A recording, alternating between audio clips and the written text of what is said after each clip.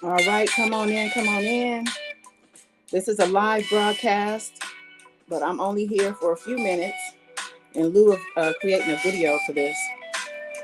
I'm just going to go on live.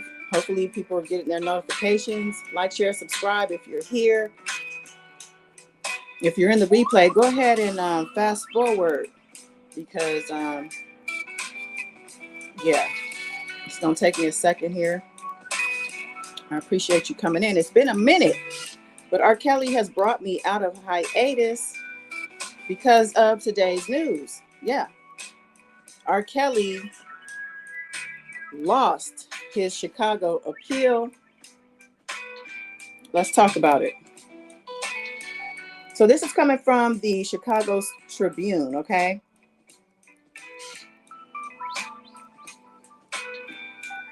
The Chicago Tribune reported this morning that R. Kelly's Chicago conviction is to stand after appellate court rejects attempt to toss it. And that's just a fancy way of saying that R. Kelly lost his appeal in Chicago, y'all. He absolutely lost it. He lost some other things that he asked for as well. And let's talk about it. Hey, Chrissy, I miss you too. Yes. I'm going to try to come at least once a week. I know, I'm not trying to make no empty promises, but I do want to keep you tuned in. All right. So if you're not subscribed, go ahead and hit that subscribe button. I got a couple of comments saying that Tisa Tells sent people over. And I know this was from back when the Tory Lanez trial was going on and I was on her channel, but I do appreciate the new subscribers. And I don't want to take advantage of that by getting subscribers and not putting out content. So I'm going to try to uphold my end of the bargain here. But back to R. Kelly. So just let's talk about what the Chicago Tribune said, and then I'll just kind of break it down for people who are confused, which there shouldn't really be any confusion because the headline is clear. R. Kelly's Chicago conviction to stand after appellate court rejects attempt to toss it. I don't know who wrote this. Somebody who does a lot of Shakespeare reading or something, because they didn't have to make it that complicated. But what they're saying in the article is that R. Kelly's sex crime conviction and 20-year sentence in Chicago's federal court will stand. An appeals court ruled today, Friday, in a blistering opinion. Now, this is a quote from Judge Amy St. Eve of the Seventh Circuit U.S. Court of Appeals, who has written the terse 14-page ruling. In quotes, she said, "For years, Robert Sylvester Kelly abused underage girls by employing a complex scheme to keep victims quiet. He long evaded consequences. In recent years, though, those crimes caught up with him at last." Now, this is from the appellate judge. What does that tell you? The judges know his number. They got his number, okay? Now, she continued to say, but Kelly, interposing a statute of limitations defense, thinks he delayed the charges long enough to elude them entirely. The statute says otherwise, so we affirm his conviction. Okay. The appellate court also denied Kelly's request for resentencing, saying they had no grounds to second guess the 20-year prison term U.S. District Judge Harry Leinenweber handed down. Yeah, they tried to get that 20 years reduced, even though 19 of those 20 years are concurrent with his New York sentence of 30 years, and he only has 1 year outstanding of that to serve. So that just means 31 years, right? Hey, Juti. Good to see you, love. But okay, so I'm sorry, I got distracted. It's been a minute. All right, I'm a little rusty. I'm trying to get it together here. But the judge continued to say that an even-handed jury the article says an even-handed jury found Kelly guilty, acquitting him on several charges, even after viewing those abhorrent tapes. This is actually from the judge. I'm sorry. She called the tapes abhorrent, okay? They looked at all of this stuff when considering the appeal. They looked at all the evidence. The judge continued to say no statute of limitation saves him, and the resulting sentence was procedurally proper and especially fair under these appalling circumstances. So the judge called these circumstances appalling and the tapes abhorrent. The judge in this appellate case had the same opinion as those of us who opposed R. Kelly throughout the trial process and the pretrial situation as well. All right. Now, Kelly's attorney, Jennifer Bongine, we know Bongine ain't going to just sit down, okay? Jennifer Bongine told the Tribune today that they were still weighing whether to request a rehearing before the Seventh Circuit panel, a move that is rarely granted. Now, it doesn't surprise me after hearing the strong language from the appellate judge, abhorrent tapes, appalling circumstances, that despite that strong language, Jennifer Bongine still wants to try to go to bat again against the Seventh Circuit appellate court. Okay, yes, I love this judge too, Juti. This judge knows what's what, right? This judge is doing her damn job. Unlike the judge, in my opinion, in Harvey Weinstein's appellate case, which their ruling came down yesterday, and I'll talk about that as well. And that's in New York too. And it could be a little problematic. Well, unproblematic for R. Kelly, but problematic for those who oppose R. Kelly, because the same reason that appellate judge overturned Weinstein's case are reasons that R. Kelly was actually convicted. A lot of the reasons, not all, but some of the reasons he got convicted were from prior bad acts and uncharged witnesses who came to the stand with uncharged allegations and were able to speak against R. Kelly. This is the problem that happened with Weinstein. The judge thought it was a problem. Now, Bongine continued to say, we believe that is an appropriate issue for review by the Supreme Court. Again, Bongine, she's in another world, okay? She's in her own world. Now, Kelly, 57, is serving his time at a medium security facility in Butner, North Carolina currently. His release date is December 21st, 2045. Put that on your calendars, okay? Now, at that point, he would be just weeks shy of his 79th birthday. And we all know R. Kelly is not in the best of health. And I'm not wishing an early death or death on anybody. But for R. Kelly, 20 years, 30 years is a life sentence. Now, she continued to say he understands that this is a process. She said that R. Kelly remains optimistic about his remaining appeals and that the fight is not over and the truth will eventually prevail. Now, this is Bongine. Now, in my opinion, the truth has already prevailed, right? The truth has landed him behind bars. So I don't know what truth she's looking for exactly, but the truth that the people who opposed R. Kelly were looking for has been found. Now, a federal jury in Chicago convicted Kelly in 2022 on child pornography charges for explicit videos he made of himself and his then 14-year-old goddaughter, Jane. Kelly was also found guilty of inappropriate sexual relations with Jane and two other teenage girls, Pauline and Nia. The jury acquitted Kelly on separate charges of conspiring to rig his prior Cook County child pornography trial back in 2008. And the jury acquitted him on that, but everything else still stands. Now, Kelly abused three girls in the 1990s when the law allowed prosecutors to bring such charges until the victims turned 25.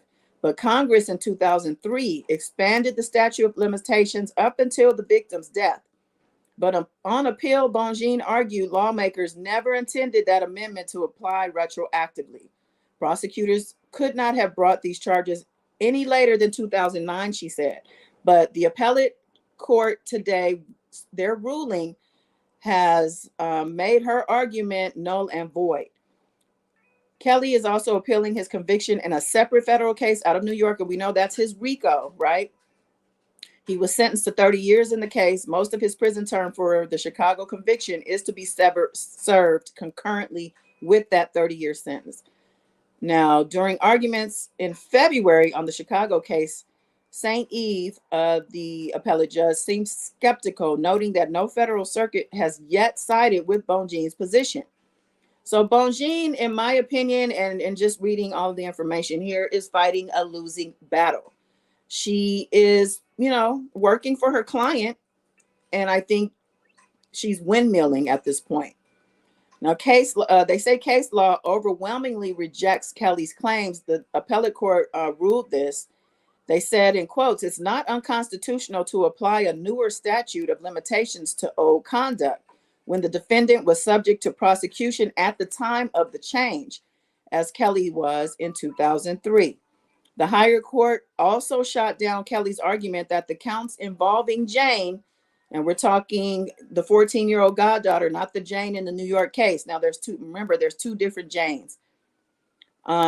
Including the pornography charges, should have been tried separately from the rest. So Bonjean not only tried to get a new trial, she tried to get a reduced sentence, and she also tried to get Jane's case separated from the other victims, which would have weakened their case because their cases are attached to Jane, right? But it didn't work. Uphill battle for Bonjean and R. Kelly, a losing battle, and in my opinion, a win for Time's Up, Me Too, survivors, victims, and sympathizers. So, in my opinion, it's a good day. Now let's talk about Weinstein. Weinstein's conviction yesterday, we were told, was overturned in New York. Now, keep in mind, he still has his Los Angeles case, which he was convicted 16 years on that one.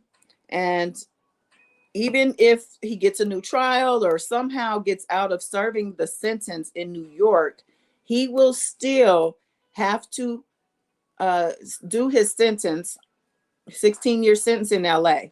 Now, they say California laws are different than New York when it comes to prior bad acts and witnesses of uncharged acts on the stand in these type of trials. Apparently, California has a broad range of use that they've had in the past for prior bad acts. Now, and what that means is that if he tries this same thing in New York that they did in California and LA, it's not going to work. We in LA, out here in California, we are a little bit tighter when it comes to convicting people such as Harvey Weinstein. The gun laws are stricter. It's just harder to wiggle out of such things.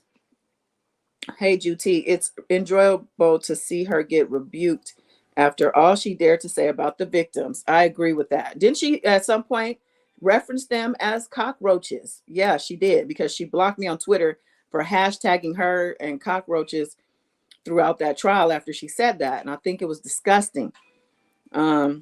She's milking all the money she can, exactly, out of Pedo Kelly. And that's exactly what I think too. She's trying to show him that I'm hard at work and your money is not being going down the drain. The arguments are watered down. She's not bringing any fire. She's not bringing anything that's sticking. She's not bringing anything that is in any way, shape, or form going to get him out, at least in Chicago.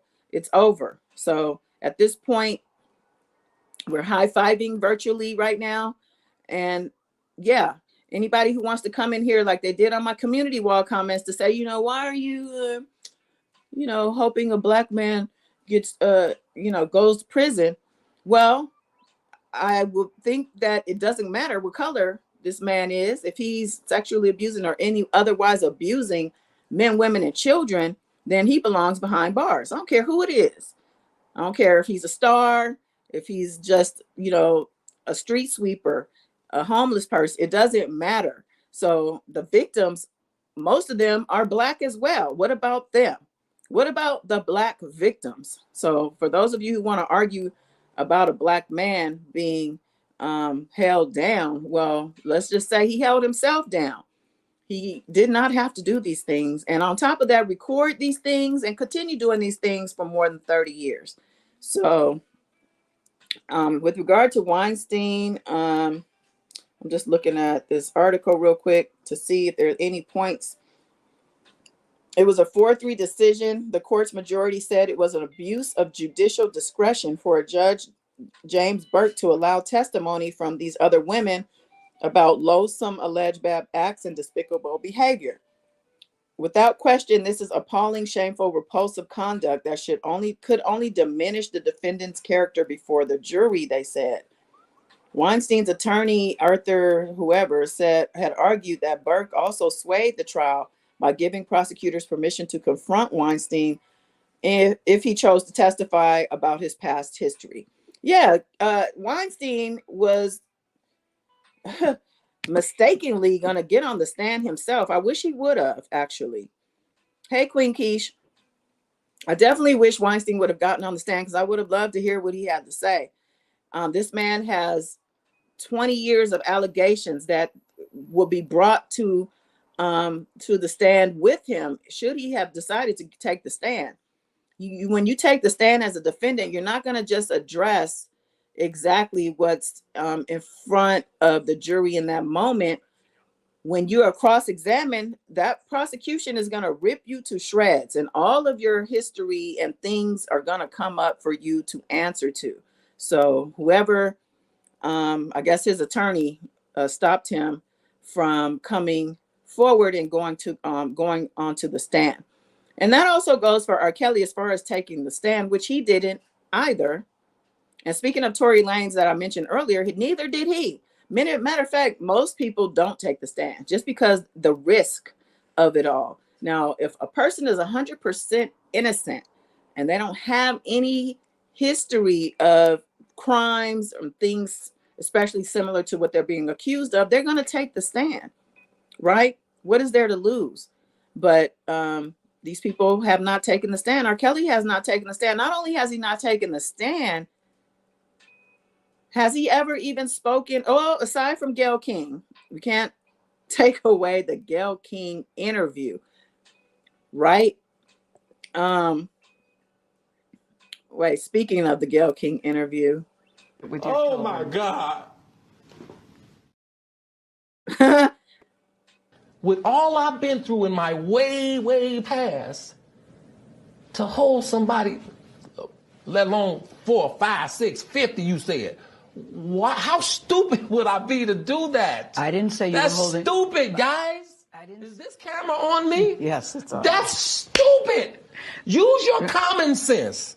Don't forget the blogs. Forget how you feel about me. Hate me if you want to, love me if you want, but just use your common sense. How stupid would it be for me to, with my crazy past and what I've been through, right now I just think I need to be a monster and hold girls against their will, chain them up in my basement and don't let them eat and don't let them out unless they need some shoes down the street from their uncle. Robert, stop it. Y'all quit playing. Quit playing. Robert. I didn't do this stuff. This is not me, y'all. I'm fighting for my life. Fighting for his life, child. RSK was asked to take the stand. He wasn't for men. I'm not sure what you're saying. That's coincidence how the response to both Weinstein and R. Kelly appeal in the same week. You think it's a coincidence? It might not be. I don't know. I believe RSK, being so-called illiterate, he would not understand the cross-examination, how brutal they are. He would be overly emotional. Yeah, he would have probably been overly emotional and stood up and acted a fool like he did in the Gayle King interview. I agree with that. But it would have also made the case even stronger, I think, for his victims, his survivors. So I would have loved for him to take the stand because that would have been pure entertainment. He was not forbidden. No, he was not forbidden. Well, I mean, he was probably advised against it, but the defendant has every right to take the stand if they choose. He chose not to. He hasn't said much outside of that Gayle King interview. He probably will never do another interview after the backlash that he got from that. Now, right now, he's cozy in prison, in federal prison in North Carolina, and hoping and praying and throwing up Hail Marys that his New York conviction gets overturned. Whether or not, if it gets overturned, he may or may not get a new trial. I think now, with regard to Weinstein, they're making a decision on whether or not to retry him. Other than that, he'll probably be moved to California to serve out that 16-year sentence. And for him, just like R. Kelly, it's a life sentence. Health is bad, aging, and prison is not the environment where most people thrive, right? So that's really all I got. I just want to come and put a stamp on the fact that R. Kelly's his federal conviction in Chicago will stand. R. Kelly lost his appeal in Chicago, in case anybody is confused. Yeah, that's pretty much all I got, y'all. That would be awful for the victims, a new trial after all these years. I can't even imagine a new trial in New York for the RICO charges. Mind you, the prosecution had over 50 witnesses, right? And I'm sure it was very difficult wrangling all those people to make sure they showed up and were on time and all of that. And who knows these couple years later if they would be able to pull it off. People get frustrated and start not caring, after a while. So, but yeah, hopefully the New York case will end the same way, the appellate case in his loss, and he will just sit down for, however many years he has left. He's already been in 5, at least, right? So 25 years, and let's keep praying for Joy. I would love to see his visiting books to see if she is visiting him, because at least that will let us know that she's alive, right? I know that sounds harsh, but we haven't heard a word, a peep out of Joy, a young woman in these times, not on social media, not caught on nobody's camera. Nobody's taking any pictures with her, of her out in public, nothing. So, like I said, let's keep her in our prayers. And everybody else who was involved in these cases and still having to see things in the news that makes them, that triggers them, I'm sure. But this today, good news. Good news, good news. But I'm going to say adieu. I got to get out into the world. I'm going to go out and lollygag with my dog for a bit and go visit my mama. It's Friday. I usually do a light Friday. Friday might be a good day for me to do a live, at least, maybe recap the week. There's a lot of Diddy stuff going on. I haven't even done one video, I don't think, since Diddy's stuff has been taking over the news lately, but lots to say about that. And, every day is a new day. Yeah, we should be concerned about Joy Queen for sure. All right, y'all. Like, share, subscribe if you haven't done so already. Comment if you're in the replay. Let me know you stopped by. And thank you, Juti. Awesome that you actually joined me, because I wasn't sure if anybody would get the notification since I've been gone for so long. YouTube plays those kind of games with the algorithm. But I appreciate you, Queen, Chrissy, and whoever else is in the bushes and don't want to say hi. And make sure you're visiting my community wall on a daily basis. I provide motivation, encouragement, as well as some news headlines as well. Appreciate y'all. Stay tuned for the next one. Till then, peace.